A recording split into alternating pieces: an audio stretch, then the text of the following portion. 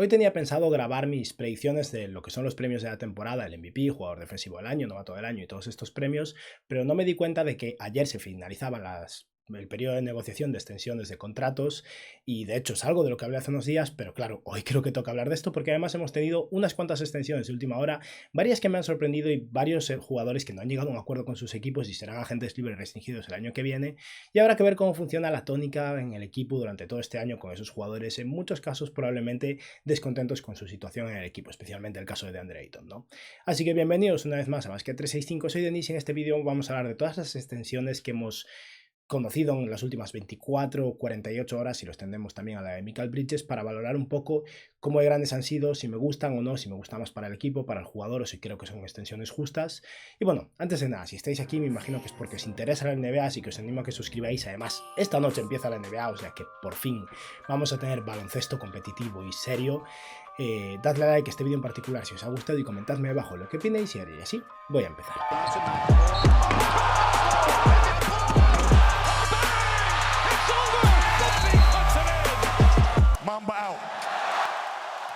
Quiero empezar hablando de las dos extensiones que no son extensiones de novatos. La primera técnicamente podría figurar así, es un caso como el de Terrence Mann, pero no es así, y es la de Daniel Gafford, porque como es un jugador de segunda ronda no tiene ese tipo de excepciones de extensión de novato y funciona de una manera diferente, pero Daniel Gafford ha llegado a un acuerdo a última hora, fue lo último que se supo de las noticias de ayer por la noche, no, o de ayer por la tarde en Estados Unidos, con los Washington Wizards para extender su contrato por 3 años y $40,2 millones, o sea, 3 años 40 millones, que equivale a $13,4 millones por año durante 3 años. Este año cobrará muy poco, y la duda que tengo y que no he conseguido resolver de momento es si la extensión será de 4 años en total, incluyendo un año más que le quedaría todavía de contrato o no. Creo que no, o sea que creo que Daniel Gafford va a cobrar muy poco este año y después los Wizards habrán rechazado su opción de contrato para Gafford de cara a la temporada siguiente y empezará ya a cobrar unos $13 millones por año. Ya sabéis que estos contratos escalan, aquí estoy hablando del promedio, la realidad es que empezará cobrando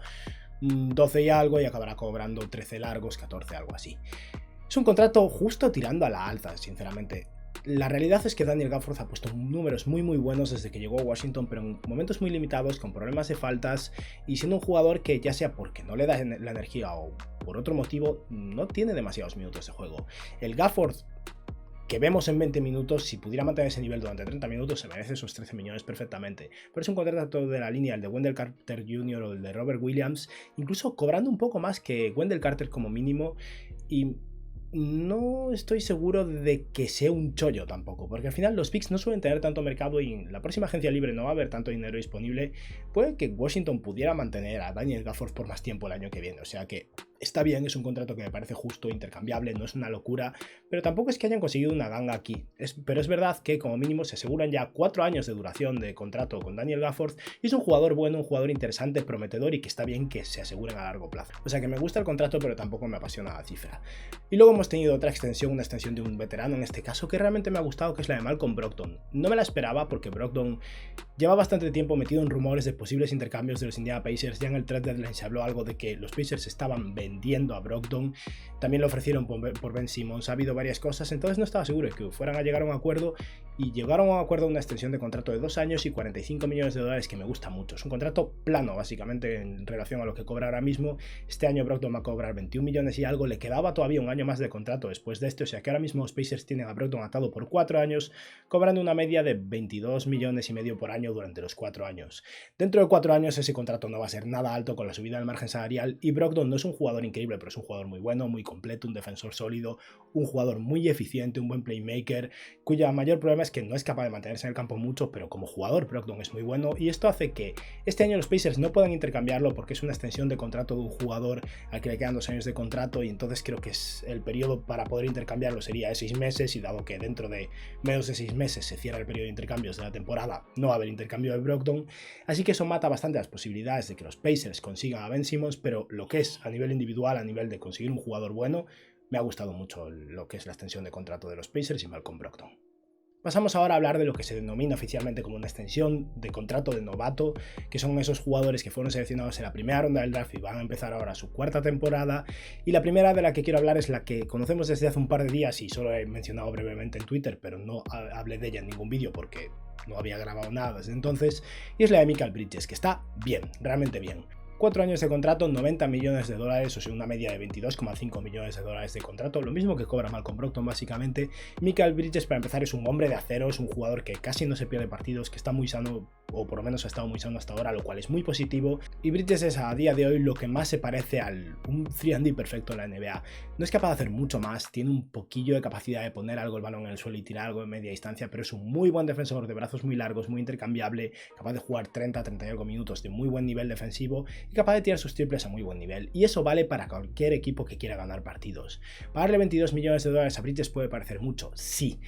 Yo me esperaba una extensión entre los 80 y 100 millones, o sea que dentro de lo que cabe ni siquiera ha sido tanto como podría haber sido, porque se hablaba de que eso, Bridges el año que viene en agencia libre restringida podría conseguir 100 millones o incluso más por 4 años. O sea que creo que los Suns no han conseguido un descuento tampoco, pero han conseguido atar a un jugador de muy buen nivel, un jugador muy bueno que puede complementar a cualquiera, que encaja en cualquier equipo, y eso siempre es positivo porque además es una pieza de intercambio muy interesante si llega a hacer falta, si tiene problemas con DeAndre Ayton, como veremos después, si Chris Paul le envejece y ya no es el que era. Tener a Mikal Bridges no resta en absoluto, así que me ha gustado. El problema básicamente es que le han pagado a todo el mundo menos a DeAndre Ayton, pero bueno, eso lo dejamos para después. Y ahora vamos a hablar ya de las extensiones que vienen de ayer, las extensiones que anunciaron a última hora, como siempre, todo se sabe en las últimas 2 horas, ¿no? Y me cuadró un poco mal porque estaba volviendo de un fin de semana que me había ido a Nápoles con amigos y estaba en Twitter, tuve que poner modo avión, me perdí las últimas extensiones, pero bueno, aquí estamos para hablar un poco de todo ello. Y empezamos entonces por la de Jaren Jackson Jr., que es una de las que más me tenían en vilo porque es un jugador muy bueno, un jugador que en su segunda temporada jugó un nivel increíble y después de eso tuvo una ruptura de menisco en la que le hizo perderse todo el año básicamente. Jugó creo que 11 partidos la temporada pasada y no era el jugador que habíamos visto un año antes, y debido a esto no estaba claro qué era lo que iba a hacer Memphis, si iban a ofrecerle un contrato, cuánto le iban a ofrecer, porque el Jaren Jackson Jr. de su segunda temporada parecía que iba a acabar siendo un jugador de max contract cuando llegara el momento de su extensión, y hubo ahí una bajada de stock interesante obviamente, y creo que los Memphis Grizzlies han conseguido un contrato positivo, 4 años, 105 millones de dólares, una media de 26,5 millones por año, o sea un poquillo más que John Collins, y John Collins es uno de esos jugadores que tiene problemas de salud, contrariamente a Jaren Jackson Jr., por lo que en ese aspecto sí que es un jugador más valioso, pero el potencial de Jaren Jackson Jr. a mí me parece muy superior. Es un jugador con más potencial defensivo, que es un buen defensor ya, pero que tiene problemas de falta sobre todo, pero cuando consiga corregir eso con la experiencia va a ser bueno seguro, y que tira de 3 al igual que John Collins, pero John Collins tira de 3 en catch and shoot de manera limitada. Jaren Jackson Jr. es un muy buen triplista de verdad, con una mecánica muy rara pero muy alto y puede sacar sus tiros, y creo que va a ser un jugador muy potente a nivel ofensivo y muy buen defensor cuando consiga eso, mantenerse sano sobre todo, por lo que el contrato no es un descuento increíble, pero no es un max contract como mínimo, y sobre todo tiene una cosa muy positiva que realmente me gusta, que es que lo han estructurado de manera inversa, un poco en la línea de lo que suelen hacer los Sacramento Kings y los Orlando Magic, por ejemplo. Jaren Jackson Jr. este año va a cobrar su último año de contrato de novato, que van a ser unos 9 millones de dólares porque fue un pick alto, fue el pick número 4, y tras eso su primer año de la extensión de 4 años va a ser un max contract, o el equivalente a un max, 29 millones con algo, pero después de eso, en vez de aumentar, como será en el caso de Luka Doncic, Trae Young, Shai Gilgeous-Alexander y compañía, va a decrecer, y por eso no es un contrato tan grande y se baja al final a los 105 millones de dólares. El contrato es de 29 millones de dólares el primer año, pero luego baja a 27, 25 y acaba en 23. Y esto en general siempre es positivo, ¿no? Cuanto más cobra un jugador y más bajo sea el margen salarial en ese año, más duele al principio, pero si los Memphis Grizzlies lo pueden asumir al principio, les permite también tener un poquillo de margen extra para respirar cuando entre el max contract de Ja Morant, que es lo que va a cobrar cuando llegue su momento, porque en vez de estar escalando el contrato de Jaren Jackson Jr. irá bajando, por lo que a la larga eso siempre resulta positivo si el equipo puede asumirlo. Así que me ha gustado mucho la extensión de Jaren Jackson Jr., me hubiera gustado que fuera de 90 millones o 100 en vez de 105, pero la diferencia es mínima. Dentro de lo que cabe ha sido un poquillo más de lo que esperaba, pero nada sorprendente o terrible ni mucho menos. Hablando de terrible, sí que quiero hablar de algo que me hace sentir muy mal por un jugador, y es que Landry Shamet también ha recibido una extensión y esto no me lo esperaba en absoluto. Shamet es un jugador interesante que su momento más interesante fue su primer año, hace ya 2 años y algo, 3 años en la NBA. Desde entonces ha cambiado de un equipo a otro, pareciendo un jugador productivo, alguien capaz de tirar de 3 y defender un poquillo y de crear un poco, pero sobre todo un buen tirador, y en cierto modo nunca se ha estabilizado y por eso ha cambiado de un equipo a otro. Y el hecho de que los Suns lo consiguieran para reforzarse en el banquillo esta temporada me parecía interesante, pero que le firmar una extensión de contrato me ha sorprendido mucho, y ni siquiera es la cifra lo que me molesta. 4 años, 43 millones de dólares es una media de un poco menos de 11 millones por año, 10 millones con 75 por año, lo cual está bien, viene siendo dinero de mid-level.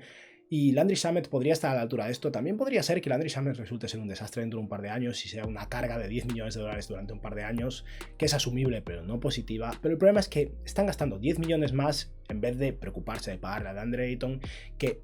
ya si los Suns no quieren hacerlo está bien, pero a nivel interno para Ayton tiene que ser muy frustrante que le paguen hasta Landry Shamet, que ni siquiera ha jugado un partido con los Suns de momento.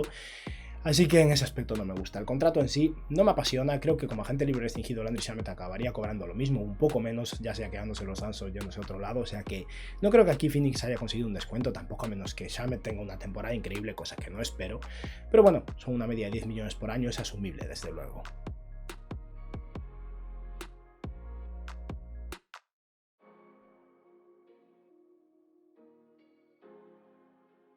Y ahora quiero hablar de otra sorpresa, y es que esto no me lo esperaba para nada, porque los Milwaukee Bucks, que están bastante hasta arriba a nivel de margen salarial y de impuesto de lujo, y va a ser un equipo caro ya, pero un equipo con aspiraciones de seguir ganando desde luego, han decidido gastar dinero y en el jugador que yo no me esperaba, que fue Grayson Allen. El motivo por el que le han pagado a Grayson Allen y no a DiVincenzo es muy claro, es básicamente porque Grayson Allen aceptó este contrato y DiVincenzo quería más dinero que se merece.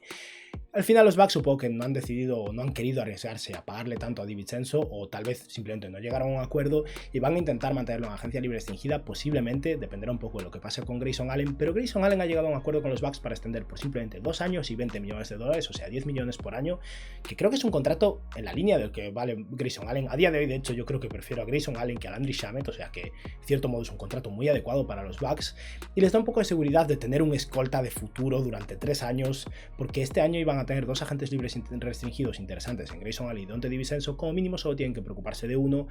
Habrá que ver qué pasa. El contrato es bueno, es positivo. Simplemente creo que va a estorbar la posibilidad de que mantengan a Donte, que me parece un mejor jugador, pero que sospecho que aspirará más a cobrar 13, 14 millones que 10. El contrato está bien. Y por último, la última extensión de contrato de novatos que se anunció a última hora y que yo no me esperaba, pero que cuanto más lo pienso, más me gusta, fue la de Kevin Huerter de los Atlanta Hawks. Todos sabemos que los Hawks tienen un problema, y su problema es que tienen demasiados jugadores jóvenes y buenos y van a tener que pagarle a todos, o van a tener que mover alguno. Llega un punto que el equipo va a ser tan caro que no va a poder asumirlo. Y debido a ello, yo a día de hoy creía que Huerter iba a ser uno de los principales jugadores en caer, ¿no? En ser intercambiado o en no llegar a un acuerdo con el equipo, porque no iban a querer comprometer dinero a Huerter cuando llega luego de Andre Hunter, Cam Reddish, Onyeka Okongwu. El equipo se vuelve muy caro y al final llegaron a un acuerdo de 4 años, 65 millones de dólares, que es una media de un poquillo más de 16 millones por año, y me parece muy positivo. Kevin Huerter ha sido ya un buen jugador, sus números pueden no parecer muy buenos de momento, creo que promedió con 11 puntos la temporada pasada o algo así, pero estamos hablando de un muy buen tirador con muy buen tamaño, capaz de jugar de escolta, capaz de pasar un poco, no es un playmaker natural, pero tampoco es un escolta puramente ofensivo, puede hacer alguna cosilla más. No me encanta a nivel defensivo, aunque tenga buen tamaño y no es un completo desastre, pero en general es eso, me parece un jugador muy completo y gracias a su capacidad de tiro, al final estamos hablando de alguien que está cobrando menos que alguien como Duncan Robinson, por ejemplo, y Duncan Robinson es mucho mejor triplista, pero Kevin Huerter te aporta mucho más y a la hora de la verdad, si tuviera que elegir entre uno y otro, seguramente me quedaría con Huerter, y es eso, tiene ahora un año más de contrato cobrando poco y después empezará a cobrar 14 millones, luego 15, 16, 17, algo en esa línea. Y eso, con la subida del margen salarial, es un contrato muy bueno, un contrato muy intercambiable si quieren hacer un intercambio por un jugador más potente, sumando varias cosas. Y Huerter es un jugador que va a encajar en cualquier equipo, un escolta capaz de crearse sus propios tiros a nivel decente y muy bueno tirando de 3 y con buen tamaño, va a gustarle a cualquiera, o sea que creo que aquí los Hawks lo han hecho bien, han conseguido un contrato adecuado. No es una ganga tampoco, una ganga hubiera sido que Kevin Huerter accediera a cobrar 13 o 14 millones de media por año en vez de 16, pero está cobrando 16, que es menos que Bogdanovic, por ejemplo, y Huerter creo que tiene posibilidades de ser un mejor jugador ofensivo que Bogdanovic, o sea que en general la extensión está muy bien. Y con esto ya hemos terminado de hablar de todas las extensiones que se han firmado, las he valorado un poco, y ahora vamos a hablar un poco de cuáles son los jugadores que no han llegado a un acuerdo, de los más destacados, y empezaremos hablando del más importante, que es DeAndre Ayton. Esto ya se lleva hablando días y ya estaba bastante claro desde hace un tiempo que no iban a llegar a un acuerdo, pero las últimas noticias que he leído de hecho han sido las más raras de todo, y es que los Suns llegaron a ofrecer un máximo por 4 años o por 3, pero no por 5, lo cual me parece ridículo y contraproducente, ¿no? Pero bueno, al parecer Ayton quería un máximo de todo lo que le pudieran pagar, o sea 5 años y un max contract, y los Suns estuvieron dispuestos a pagarle hasta 4 y no llegaron a un acuerdo. Esto, desde luego, si este es el punto de vista de los Suns y realmente quieren atar a Ayton por menos tiempo, lo cual, insisto, no tiene sentido, entiendo que no llegaran a un acuerdo porque al final, como agente libre restringido, cuando otro equipo le haga una oferta de un max contract, ¿qué va a pasar? Si los Suns quieren igualarla, lo van a igualar y van a ser 4 años y un máximo, que es lo que querían. El problema es toda la problemática que puede generar a nivel de vestuario durante todo este año, porque Ayton va a estar enfadado y sobre todo creo que Ayton va a tener una mentalidad muy negativa que no había tenido hasta ahora. Porque DeAndre Ayton, una cosa muy positiva y muy loable que siempre ha demostrado es que es un jugador que se preocupa de ganar partidos y está dispuesto a ser un role player en su rol muy positivo y de mucho impacto, alguien que no necesita tantos toques y que va a hacer lo posible por contribuir a ganar. El Ayton de este año no creo que vaya a ser así, porque va a estar frustrado de que no le han pagado, posiblemente porque no ha puesto números más grandes, y creo que va a ser eso, un jugador menos de equipo probablemente. No creo que vaya a haber un cambio radical tampoco, porque su personalidad es la que es, pero sospecho que va a contribuir un poco menos de lo que podría contribuir a ganar, porque va a estar enfadado, porque probablemente considere que parte del motivo por el que no le han pagado es porque no ha puesto números más grandes que podría haber puesto si hubiera contribuido menos eso, a mover el balón, a ser un jugador que se preocupe más de defender en el bloqueo, de luchar por el rebote ofensivo, simplemente ser alguien más egoísta, ¿no? Esperemos que no pase, pero sospecho que va a ser la situación, y el hecho de que le pagaran a Landry Shamet me parece un poco la gota que colma el vaso. No me parece mal en un vacío, pero en ese contexto los Suns le han pagado a Cameron Payne, a Chris Paul, a Mikal Bridges, a Landry Shamet, y no le han pagado a DeAndre Ayton. Y yo, si fuera Ayton, si fuera cualquier persona del entorno de Ayton, estaría muy enfadado, la verdad. Entiendo, y he visto bastante ya en Twitter y en los comentarios de mi canal, que mucha gente considera que Ayton es un jugador que no se merece un max. Yo considero que sí, básicamente porque a día de hoy cualquier jugador que tenga varios equipos interesados y dispuestos a pagarlo más contrato es un jugador de un max, y es lo que va a pasar con Ayton. Va a haber equipos que van a querer pagarle lo máximo posible para quedárselo, y debido a esto Ayton es un jugador de max contract, ya sea los Suns o en otro equipo, y los Suns van a tener que pagarlo. Y Ayton es bueno, es muy bueno, sigue mejorando, es un jugador que puede mantenerse en el campo en todo momento, lo cual no es una broma. En ese aspecto es un jugador que no tiene tal vez el impacto defensivo de Rudy Gobert, pero es capaz de ser más versátil, y un jugador que en ataque no tiene el impacto ofensivo de Joel Embiid ni mucho menos, pero que es capaz de tener un impacto positivo, un buen defensor, un buen reboteador, y sigue mejorando y sigue desarrollándose. Yo creo que mucha gente está subestimando a DeAndre Ayton, que a día de hoy no se merece un max, pero que a la larga creo que sí que va a merecérselo, y creo que va a haber una problemática considerable con los Suns. Pero bueno, ya llega a hablar de Ayton, seguimos. Marvin Bagley tampoco llegó a un acuerdo de contrato con los Kings, no me sorprende, no creo ni que hayan hablado siquiera. Y luego tenemos el caso de Mo Bamba, que es bastante comprensible. Después de que los Orlando Magic llegaron a un acuerdo con Wendell Carter Jr. para pagarle 4 años 50 millones, me hubiera sorprendido bastante que hubieran llegado a un acuerdo para una extensión de contrato con otro center más, y Mo Bamba tendrá oportunidades este año y probablemente como agente libre extinguido acabe quedándose en Orlando, pero no hubo acuerdo ahí. Y tampoco tuvimos acuerdo con Colin Sexton y los Cleveland Cavaliers, cosa que tampoco me sorprende. Sexton creo que sigue pidiendo un max, probablemente los Cavs no quieren pagárselo, y a menos que hubiera habido alguna sorpresa y Sexton hubiera accedido a cobrar menos, no iba a pasar, y no ha pasado. Y ya para finalizar, solo quedan 2 extensiones más. Una que sí que me esperaba y que no ha pasado al final fue la de Miles Bridges, que probablemente pedía más dinero del que los Hornets estaban dispuestos a pagar. No es la primera vez que los Hornets no llegan a un acuerdo con un jugador porque consideran que vale menos de lo que él considera que vale. Al final esto siempre es complicado. Y Bridges, si este año tiene un año en la línea del año pasado a nivel de bueno, si tiene una temporada a nivel de eficiencia similar a la del año pasado, sobre todo como tirador de 3, con lo sólido que es a nivel defensivo, lo atlético que es y lo completo que es en otros aspectos, va a ganarse mucho dinero, y habrá que ver si los Hornets deciden pagarle o consideran que ya le han pagado a bastantes jugadores y tienen otros agentes libres interesantes en el futuro y lo dejan ir. Yo lo mantendría, me gusta mucho con la Melo Ball, pero sospecho que Bridges pedía 17, 18 millones por año tal vez, y los Hornets querían pagarle como 14. Esa es mi línea de pensamiento. Y ya para finalizar, la última extensión que no hemos tenido fue la de DiVincenzo, que como decía yo no me esperaba, porque no me esperaba ni una de DiVincenzo ni una de Grayson Allen, y al final supongo que Grayson Allen dijo, bueno, yo acepto un poco menos de dinero, pero me gusta la estabilidad financiera, y aceptó esos 20 millones en 2 años. Y DiVincenzo ahora está en una situación incluso un poco más complicada en los Milwaukee Bucks, y si Grayson Allen lo hace bien, incluso cabe la posibilidad de que Milwaukee intente hacer algún intercambio con él y otra cosa para reforzarse durante la temporada. Habrá que verlo. Y con esto ya hemos hablado de todas las extensiones que hemos visto y no hemos visto en estos últimos 2 días, y por fin empieza la NBA.